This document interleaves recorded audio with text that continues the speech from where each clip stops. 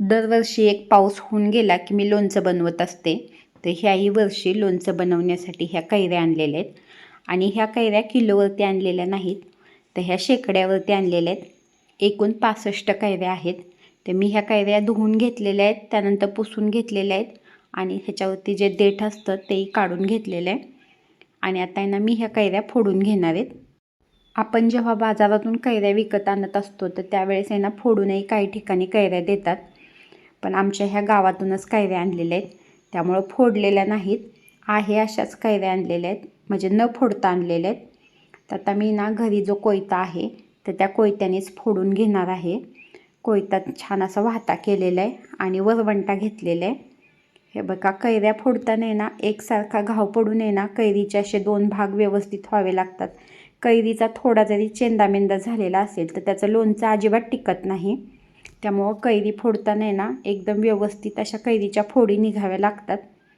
ते बघा, ह्या असा कोयता आणि वरवंट्याच्या साह्यानं मी ह्या कैऱ्या आहे ना अशा फोडून घेणार आहेत.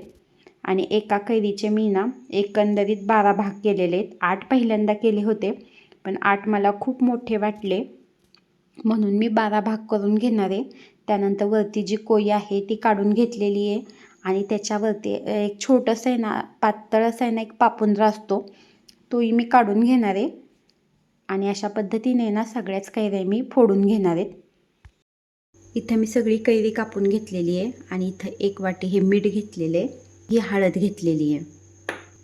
हळद आणि मीठ आहे ना कमी जास्त झालं तरी काही फरक पडत नाही, कारण हे मिठाचं पाणी म्हणजे हळद मिठाचं जे पाणी आहे ते आपण काढूनच टाकतो, त्यामुळं थोडंसं कमी किंवा जास्त झालं तरी काही फरक पडत नाही. तर मी हे हळद आणि मीठ असं लावून घेणार आहे आणि हे सगळे ना असं कैरीला लावून घेणार आहे. हळदी मिठाचं आहे ना छान असं पाणी सुटतं. मीठ आहे ना प्रिझर्वेटिव्ह म्हणजे ना एखादी वस्तू टिकवण्याचं काम करतं, त्याच्यामुळं मीठ आणि हळद ही अशी ना लोणच्याला लावून घेतात.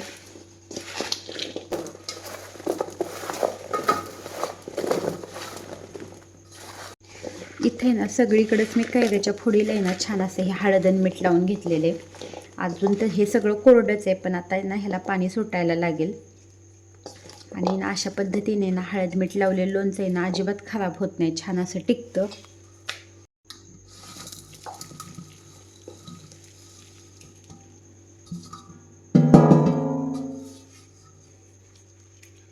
सगळ्या कैऱ्यांच्या फोडीला मी असं आहे ना हे हळद मीठ लावून घेतलेले. आता रात्रभर मी ना लोणचं असं ह्या पाटीमध्येच ठेवणार आहे. आत्ता तर काय म्हणजे अजून तर पाणी सुटलेलं नाही, पण सकाळपर्यंत छान असं पाणी सुटेल आणि झाकून ठेवणार आहे. हे फोडी मी रात्रभर हळद मीठ लावून ठेवल्या होत्या आणि हे बघा आता त्याला आहे ना पाणी सुटलेले. सगळ्या कैरीच्या फोडी अशा ओलसर झालेल्या आहेत आणि खाली पाणी आहे. हे बघा, इथं असं खाली पाणी आलेले, हे असं खाली पाणी आलेले. तर आता ना इथं मी एक पातेलं घेतलेले आणि त्याच्यावर ही चाळण ठेवलेली आहे. आता ह्या कैरीच्या फोडी आहे ना ह्या चाळणीवरती टाकून घेते, म्हणजे कैरीच्या फोडीमध्ये जे पाणी आहे हळदी मिठाचं ते पातेल्यामध्ये पडेल आणि कैरीच्या फोडी कोरड्या होतील. केवढं ओलसर झालं बघा लोणचं, भरपूर पाणी सुटलं आहे हळदी मिठाचं. लोणच्यामध्ये ना जे जास्तीचं पाणी होतं ते हे बघा आता हे इथं पातेल्यामध्ये पडलेले आणि पूर्णपणे ना कैऱ्या अशा थोड्याशा सुकल्यानंतर आहे ना मी ह्या फॅनच्या हवेखाली सुकवून घेणार आहेत. कैऱ्यांच्या फोडी मी ना 1 दिवस फॅनच्या हवेखाली छान अशा सुकवून घेतलेल्या आहेत आणि हे बघा अशा सुकलेल्या आहेत. त्यातला ओलसरपणा कमी होणार नाही इथपर्यंत सुकवून घेतलेल्या आहेत. थोडा वेळ मी उन्हामध्ये ठेवलेल्या. आणि इथं मी घेतलेले हे काही घरगुती मसाले, म्हणजे माझ्या सासूबाई जशा पद्धतीने बनवायच्या लोणचं तशाच पद्धतीने मी लोणचं बनवणार आहे. तर त्यासाठी ना घरामध्ये असतात ते सगळे मसाले किंवा घेतलेले आहेत म्हणजे.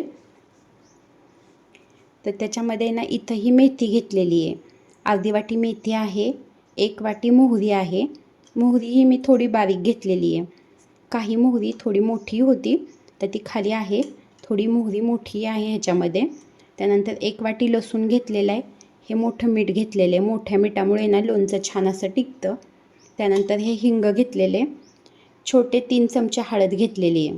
मी आधी आहे ना लोणच्याला म्हणजे कैऱ्या ज्यावेळेस मी फोडल्या त्यावेळेस मी हळद मीठ लावून घेतलं होतं, त्यामुळं मी आता कमी हळद घेतलेली आहे. आणि 3 चमचे हे जिरं घेतलेले.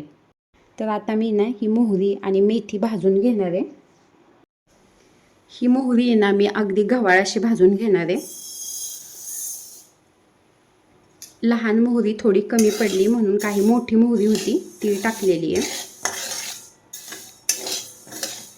इथे ना ही मोहरी भाजून झालेली आहे. आता मोहरी काढून घेते. मेथी मी ना गव्हाळ अशीच भाजून घेणार आहे. इथे ना मेथी मी ना अशी गव्हाळ अशी भाजून घेतलेली आहे. आता मेथी काढून घेते. मीठ आहे ना मी फक्त गरम करून घेणार आहे, कारण मिठामध्ये थोडासा ओलसरपणा असेल तर त्यासाठी मीठ गरम करून घेणार आहे आणि मिक्सरमधून बारीक करून घेणार आहे.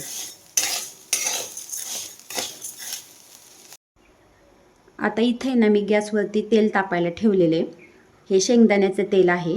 तर तुम्ही लोणच्यासाठी कुठलं तेल वापरतात ते मला नक्की सांगा. तर मी ना लोणच्यासाठी नेहमी शेंगदाण्याचंच तेल वापरते. इथे ना तेल छान असं गरम झालेलं आहे आणि आता हे बघा तेलामधून वाफ निघायला लागलेली आहे, म्हणून मी गॅस बंद केलेला आहे. तेल मी ना लोणच्यामध्ये घालताना पूर्णपणे थंड होऊ देणार आहे आणि त्यानंतरच लोणच्यामध्ये तेल घालणार आहे. ते ना वरवंट्यावरती ना ही मोहरी मी थोडीशी आधू करून घेणार आहे. म्हणजे मोहरीची डाळ मिळते ती घातली तरी चालते, पण मी मोहरीच नेहमी घालते कारण माझ्या सासूबाई मोहरीच घालायच्या.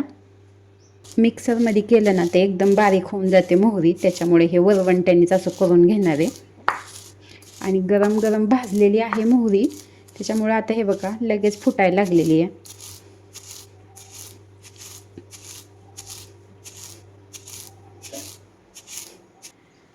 हे बघा ही अशी मोहरी मी बारीक केलेली आहे आणि आता ना ही मोहरी काढून घेते.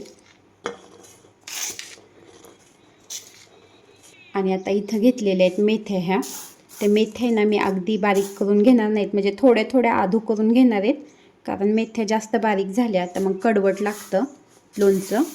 त्यामुळे मेथ्या नुसत्या थोड्या थोड्या बारीक करून घेणार आहेत.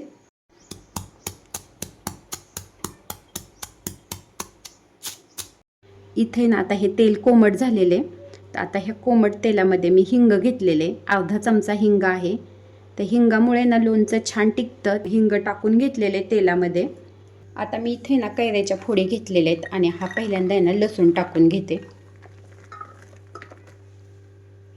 त्यानंतर हे घेतलेले जिरं, 3 चमचे हे जिरं घेतलेले ते टाकून घेतलेले. ही हळद आहे, तर हळदही टाकून घेते. आधी लोणच्याला हळद आहे त्यामुळे हळद मी कमी घेतलेली आहे.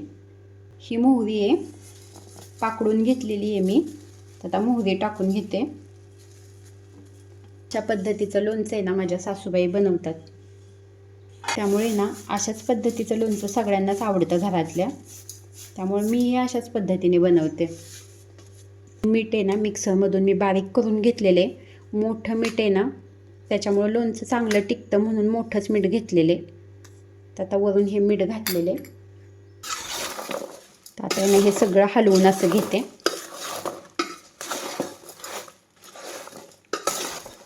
खूप मसाले घातलेलं लोणचं खाण्यापेक्षा काही वेळेस हे बघा असं साध्या पद्धतीने बनवलेलं लोणचं आहे ना खूप छान लागतं. आणि घरातील सगळ्यांना जशा पद्धतीने आवडतं तसंच लोणचं बनवलेलं चांगलं, त्यामुळे मी मग अशाच पद्धतीने बनवते. मी गोड लोणचंही बनवणार आहे, त्यासाठी मी कैऱ्यांच्या फोडी ठेवलेल्या आहेत. हे लोणचं आहे ना जसं जसं मुरेल ना तसं खूप छान लागतं. आता इथं मी चिनी मातीची भरणी घेतलेली आहे आणि चिनी मातीची भरणी मी ना दिवसभर उन्हामध्ये ठेवली होती. तर लोणचं घालण्याच्या आधी ना खाली मी हे मीठ टाकून घेतलेले आणि आता आहे ना हे लोणचं मी ह्या भरणीमध्ये टाकून घेते.